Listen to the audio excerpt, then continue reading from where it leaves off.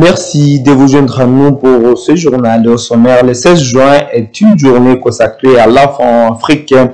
Avec le Butembo, les élèves des écoles primaires et maternelles conventionnées catholiques de la paroisse Sekizito de Boulema se sont réunis pour la célébrer. L'Église veut célébrer l'enfant, espoir des projets de la société. Elle sensibilise sur la nécessité de protéger et d'encadrer les enfants, surtout dans le contexte de stabilité qui sévit dans l'est du pays. C'est tout pour le sommaire. Bienvenue à suivre les détails.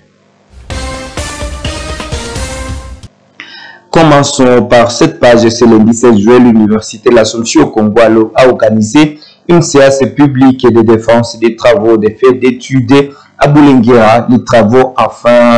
Les travaux de fait de cycle portés sur les grands enjeux des sociétés analysés à travers une approche philosophique.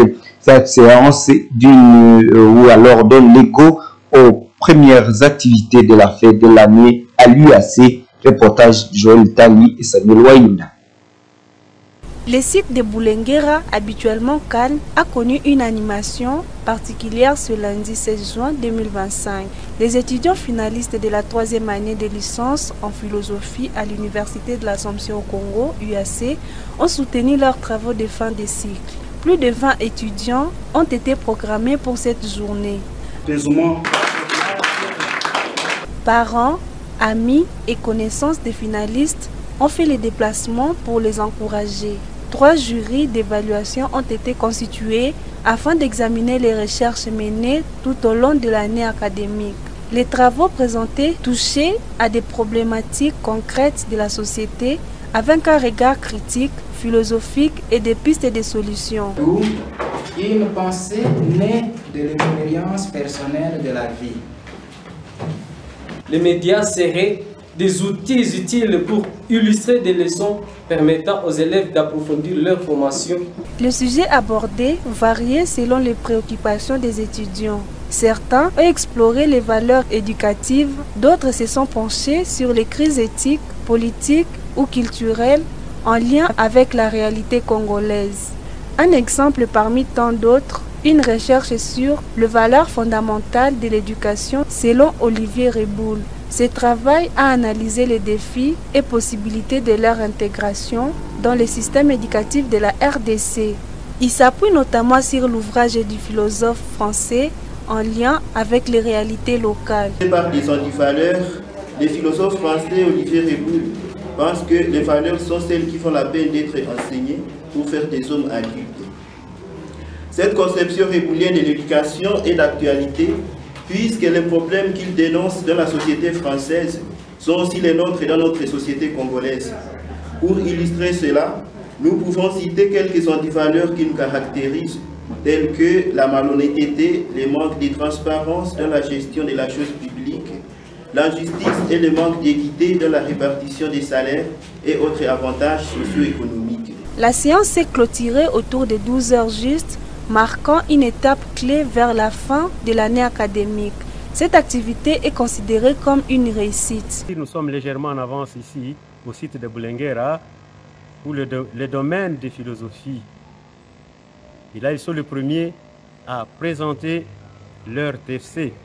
Là, nous allons attendre pour le site de Mirador et les autres domaines le temps où ils seront prêts vers le mois fin août, je crois, début septembre. Mais tout cela est précisé dans notre calendrier et j'espère solidement que nous allons y tenir et y arriver.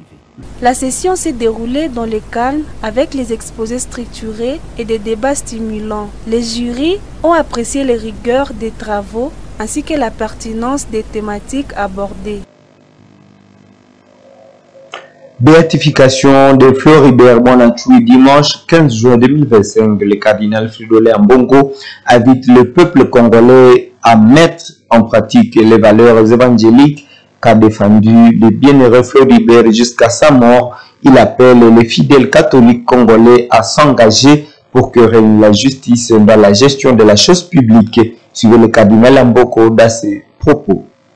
La béatification de Floribert Bonachoui au plus fort de la crise sécuritaire en République démocratique du Congo, particulièrement dans sa partie orientale, notamment à Goma, où il a vécu de façon héroïque les valeurs évangéliques jusqu'au martyre de sang, est un signe de la présence de Dieu qui se tient et marche au milieu de son peuple, le peuple congolais qui souffre.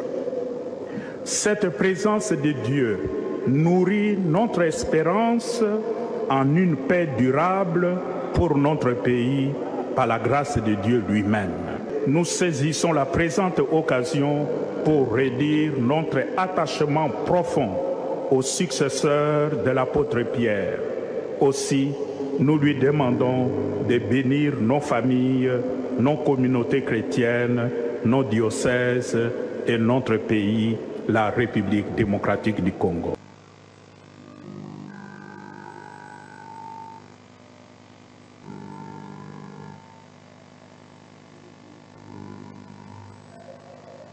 Les écoles les élèves de l'école primaire et maternelle conventionnée catholique de la paroisse Sekizito-Levulema se sont réunis ce lundi 16 juin pour célébrer la journée de l'enfant africain. Cet événement organisé dans la cour paroissiale a rassemblé de certains enfants venus pour prier, jouer et réfléchir sur leur place dans la société. Reportage Gérard Mourefou. Dès 8 h du matin, des processions d'enfants ont été aperçues, joignant les sites prévus pour l'activité. L'atmosphère était animée par des jeux traditionnels, des danses, des récitations de poèmes et de scènes de théâtre.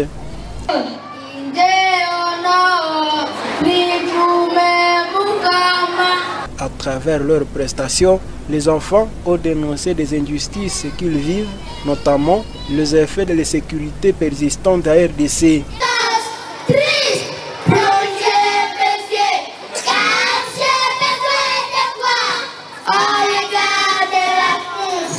Un moment d'éducation a ensuite été consacré à la sensibilisation sur les droits et devoirs de l'enfant adaptés à leur âge. Cette séance a permis aux jeunes participants de mieux comprendre leur importance au sein de la société et les responsabilités qui en découlent. Le droit de l'enfant. Si tu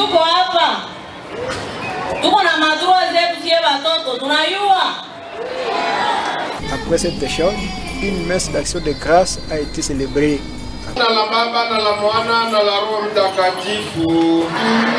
La messe a mis en avant les rôles de l'enfant comme espoir et projet de la société qui nécessite protection et encadrement, surtout dans les contextes marqués par la guerre et l'instabilité. Ce pays doit kusudi tuishi ndani katika furaha. Sasa tushanje tuheshimu droit zetu na tuheshimu devoir.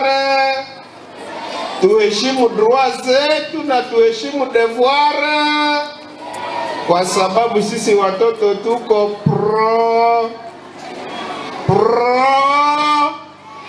de La journée de l'enfant africain, instaurée par l'ONU, vise à rappeler à tous l'obligation de protéger et d'éduquer les enfants dans des conditions dignes partout sur le continent.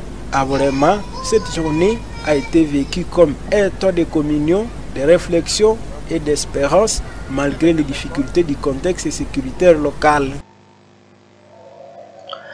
15 journalistes prennent part à une formation au fact-checking à Butembo lancée ce lundi 15 juin. Cette activité durera 3 jours. Des professionnels des médias renforcent leurs compétences sur l'éducation média. L'objectif est de lutter contre la désinformation, de pouvoir une communication de paix. Les participants sont notamment des influenceurs et des journalistes issus de plusieurs organes de presse de Butembo. Durant 3 jours, ils seront capacités sur la vérification des faits et l'éducation aux médias Cette session est organisée par ELESA RDC dans le cadre du programme ELESA FEC avec pour ambition de renforcer les pratiques journalistiques responsables et de sensibiliser ces acteurs à leur rôle dans la prévention des conflits. Du lundi 16 au mercredi 18 juin, cette séance qui porte sur plusieurs thématiques majeures abordera entre autres les stratégies d'identification des fausses informations, l'utilisation des outils de vérification des faits ainsi que la production de contenus équilibrés adaptés aux réalités locales. Les fausses informations à l'internet et de montrer au monde entier que ça c'est une fausse information, ça c'est un discours de honte, ça c'est une intoxication. Vous aurez les temps. Et donc quelqu'un qui dit il va manquer l'espace. Au-delà de ça, il y a des journalistes. Pourquoi pas faire un journal spécialement basé sur les fausses informations? Les participants explorent également le rôle des médias dans la communication de paix. Selon les formateurs, les conflits, bien qu'inévitables, peut être positif s'il est bien géré. Il prend plusieurs formes et suit différentes étapes, en commençant par le pré-conflit jusqu'à la résolution à travers la compréhension mutuelle, les compromis ou la soumission. Nous allons opter pour la détriangulation. La détriangulation, c'est la restauration de la communication entre les points A et les points B. Cela veut dire que nous serons des médiateurs pour permettre à ce que les points A puissent parler avec les points B. L'atelier se déroule avec des séances interactives, des exercices pratiques et des échanges d'expériences entre les participants. Il prendra fin le mercredi 18 juin. Il vise à renforcer les capacités des journalistes et influenceurs de la région face aux enjeux de la désinformation. À Béni, le vice-gouverneur de la province du Nord qui voit présider l'atelier de renforcement de la collaboration entre le gouvernement provincial et la MONUSCO pour la protection des civils et la mise en œuvre du mandat de la MONUSCO Delphine Mupanda pour le point depuis Béni. Cette activité a rassemblé le comité provincial de sécurité, les autorités militaires et des affaires civiles de la MONUSCO et les leaders de la société civile.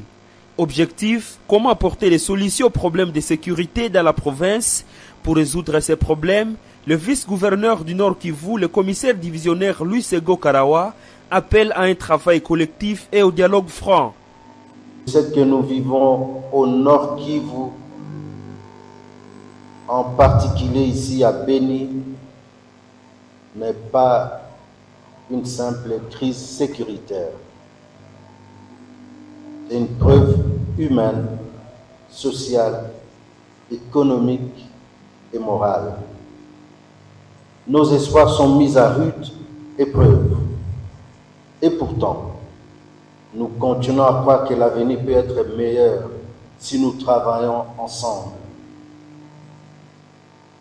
C'est pourquoi cet atelier est un moment de travail collectif, de dialogue franc et de construction commune.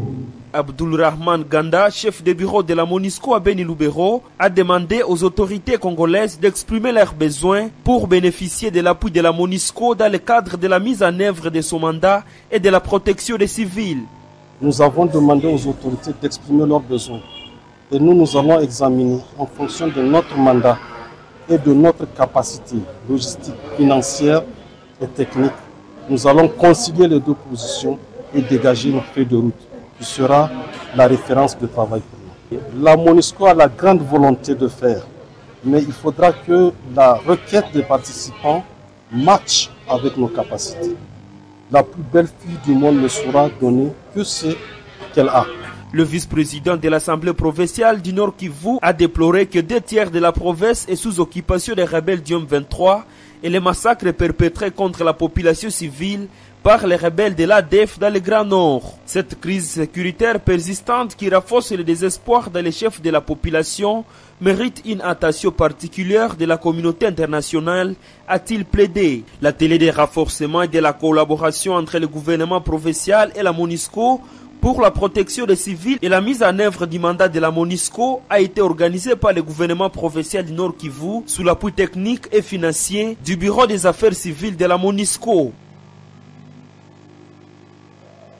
Après avoir reçu de l'Assemblée nationale l'autorisation de poursuites judiciaires contre le ministre congolais de la Justice et de la levée de ses immunités dimanche 15 juin, le procureur général près de la Cour constitutionnelle à Constant Mutamba de quitter la ville de Kinshasa. Ce lundi 16 juin, le procureur général a saisi le directeur général de la deuxième direction générale de l'immigration, Maître Achille Kapanga, conseille au ministre de la Justice de ne pas trop politiser son dossier, mais de collaborer plutôt avec la justice.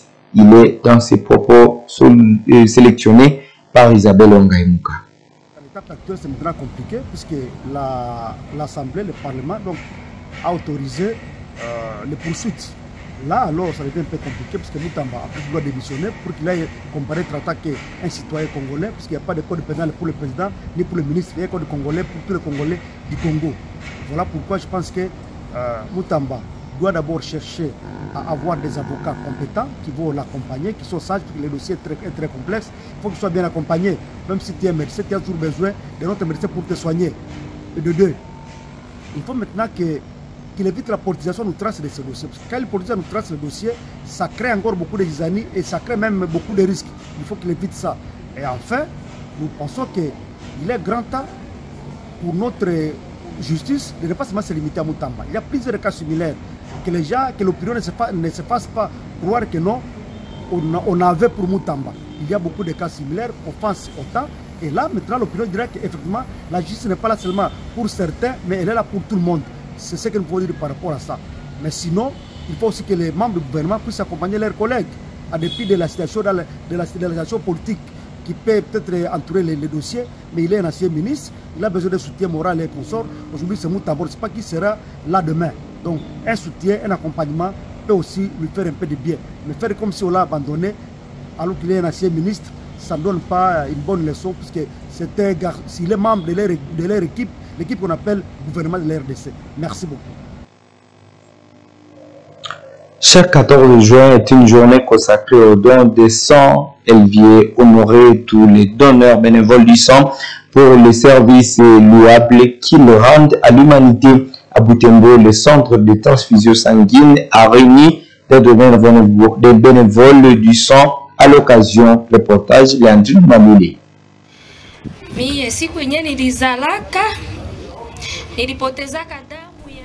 Le jour de mon accouchement, j'avais perdu une grande quantité de sang. J'étais loin de mon habitation. J'étais partie accoucher à l'hôpital de Moussienene. Et là, à Moussienene, il n'y avait pas quelqu'un de mon groupe sanguin. Et les infirmiers étaient venus ici à Butembo pour prendre mon sang selon mon groupe sanguin. Et c'est grâce aux donneurs de sang que je vis encore. Pour le deuxième témoignage, j'ai un enfant qui était empoisonné à l'âge de 3 ans. Cet empoisonnement avait créé une sorte d'anémie dans le corps de mon enfant. Et mon enfant est du groupe 5A pour trouver le sang qui est compatible à son organisme. Ce n'était pas facile. Nous étions à Moussienene, mais encore on avait fait recours au don du sang. Samedi 14 juillet, les donneurs bénévoles de Butembo se sont réunis avec les personnels soignants au centre de transfusion sanguine 7S Butembo. Les autorités administratives de la ville ont été aussi conviés à cette rencontre au centre de transfusion sanguine 7S. À l'ouverture, les participants ont exécuté l'hymne national.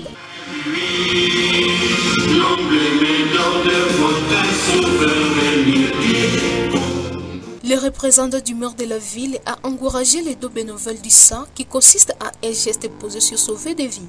Il insiste surtout de donner plus de sang en cette période où cela était besoin de suite de la sécurité qui fait plusieurs blessés de guerre. Pourtant, le sang collecté reste insuffisant pour répondre aux besoins présentés dans nos hôpitaux de la partie Grand Nord de la province Nord Kivu. Donner le sang, c'est donner la vie. Plus on donne le sang, plus les vies sont sauvées. Nous devons sauver des vies. Il est important de donner de son sang pour assister des personnes à danger de mort à marteler cet intervenant. Et nous vous encourageons pour continuer dans la même lancée afin de sauver des vies humaines qui sont dans le besoin. Le médecin directeur du centre de transfusion sanguine a donné un bref historique sur la journée du don de sang. Trésor Benda a pris aussi le temps d'expliquer les thèmes retenus pour célébrer la journée du don de sang de l'an 2025 je cite, « Tous unis pour les dons de sang ». Il a eu également à exprimer sa gratitude aux donneurs de sang et toutes les personnes qui interviennent pour la réalisation de ces services.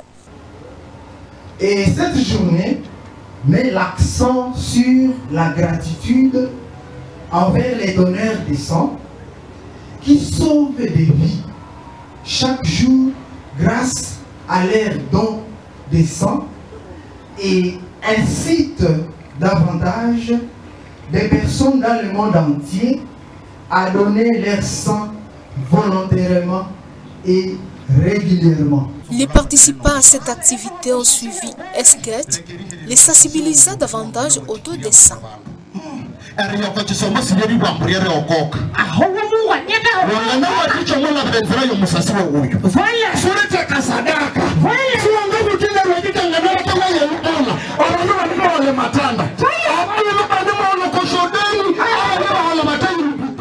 En cette journée, les 7S Butembo, en collaboration avec la TID, une société de microfinance, ont encouragé des donneurs qui donnent régulièrement de leur sang. À la fin de la journée, les participants ont été conviés à un repas pour donner l'image d'une fête à l'activité.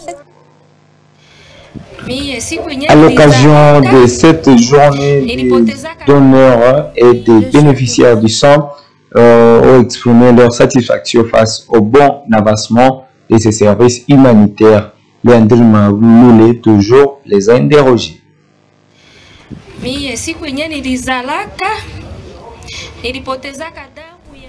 Le jour de mon accouchement, j'avais perdu une grande quantité de sang. J'étais loin de mon habitation. J'étais partie accoucher à l'hôpital de Moussienene. Et là, à Moussienene, il n'y avait pas quelqu'un de mon groupe sanguin. Et les infirmiers étaient venus ici à Butembo pour prendre mon sang selon mon groupe sanguin. Et c'est grâce aux donneurs de sang que je vis encore. Pour le deuxième témoignage, j'ai un enfant qui était empoisonné à l'âge de 3 ans. Cet empoisonnement avait créé une sorte d'anémie dans le corps de mon enfant. Et mon enfant est du groupe 5A pour trouver le sang qui est compatible à son organisme. Ce n'était pas facile. Nous étions à Moussienene, mais encore on avait fait recours au don du sang à partir de ce centre. Grâce au secours du sang, l'enfant vit encore. Kupata damu ilikuwa tena raikuru hapa wakaturekurire na damu ikatusaidia mtoto leo iko avi. Na ita wengine ambao nous appelons d'autres volontaires à donner le sang pour sauver les vies. Par ce geste, nous sommes confiants que Dieu va continuer à nous bénir tous. Na Mungu wa mbinguni atatubariki bila hata kujua.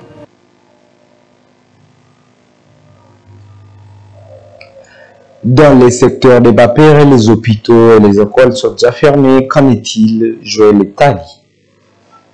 Des écoles et des hôpitaux peinent à fonctionner dans la grande partie du secteur de Bapere à cause de l'activisme de ZADF et d'autres groupes armés. L'intérieur du secteur s'est vidé de plusieurs de ses habitants, fuyant l'insécurité pour se concentrer dans des agglomérations. Le chef des secteurs parle d'une paralysie des activités. Aujourd'hui, sur les 13 aires de santé, centres de santé, nous avons 7 qui ont fermé. Ils sont fermés. Et les écoles primaires, sur 17, je crois, 13 ont fermé, écoles primaires. Et sur les 11 secondaires, 9 ont fermé. Donc c'est pratiquement tous les groupements, tout l'intérieur du secteur.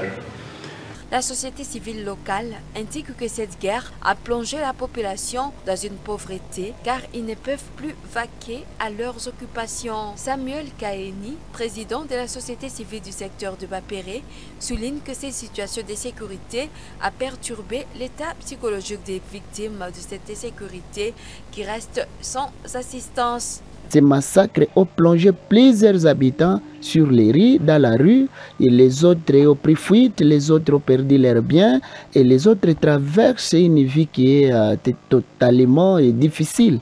Et en tout cas, ça c'est aussi une crainte que nous sommes aussi en train de voir, parce que d'autres, ils ont perdu leur maison, d'autres, et ont perdu tous leurs biens, et ils sont en train de vivre dans des conditions tellement précaires. Vivre les massacres pendant une année, il y a un bien que l'état psychologique et social de la paisible population ne peut pas être normal, parce qu'à tout moment, on s'attend aux incursions dans telle ou telle autre agglomération, parce qu'on a vécu les massacres. D'autres ont vécu quand on est en train de tuer leurs frères. D'autres ont échappé entre les mains de ces ennemis de la paix. Maker Sivi Kunula appelle à l'aide humanitaire pour sauver des vies et assister cette population en détresse depuis une année déjà. Il y a des démarches pour que nous puissions assister les déplacés, même si ça n'a pas encore abouti, mais nous continuons à le faire. Ouais. La société civile appelle à une cohésion à l'interne, population et autorités, pour faire face ensemble à ces situations qui a essayé de les diviser. Merci d'avoir suivi ce journal. C'est par là que nous mettons fin à cette édition que vous avez bien suivi avec intérêt. Merci d'avoir suivi encore et bonne suite de temps. Bon, c'est le programme Moto TV. Au revoir.